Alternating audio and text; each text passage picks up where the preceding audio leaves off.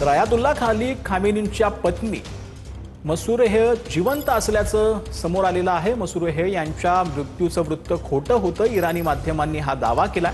Mustafa Khamenei यांनी सर्वोच्च नेते बनल्यानंतरच्या त्यांच्या पहिल्याच भाषणात आईच्या मृत्यूचा उल्लेख केला नव्हता।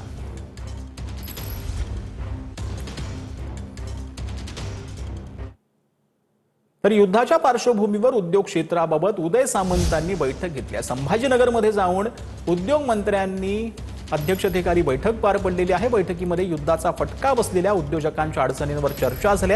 स्थानिक प्रशासनासह विविध औद्योगिक संघटनांचे प्रतिनिधी देखील यावेळेला हजर होते।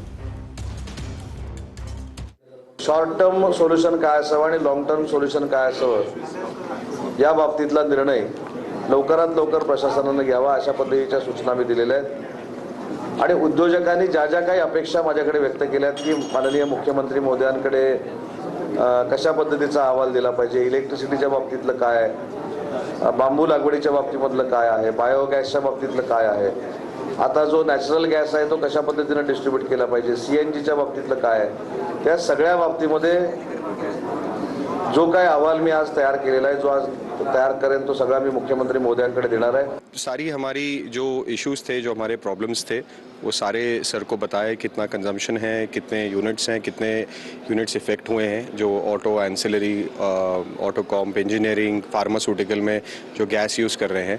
और सबसे पहले तो मैं धन्यवाद देना चाहूँगा देवेंद्र फडणवीस सर का और उदय सामंत सर का, इंडस्ट्री मिनिस्टर सर, जो टाइम निकाल के यहाँ पे आए और हमको एक हमारा हौसला बढ़ गया कि भाई एक डायरेक्शन हमें जरूर मिलेगा।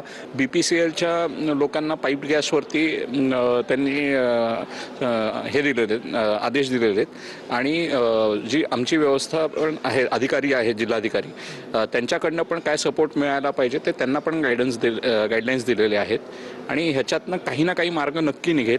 पुढचे 3 ते 4 दिवस आमच्यासाठी खूप महत्त्वाचे आहे। जर 3 ते 4 दिवसामध्ये जर पर्याप्त प्रमाणात जर इंधन पुरवठा झाला नाही, LPG असो किंवा डिझेल असो किंवा फर्नेस ऑइल असो, तर अशी सिच्युएशन येऊ शकते की आम्हाला प्लांट कम्प्लिटली शटडाऊन करावं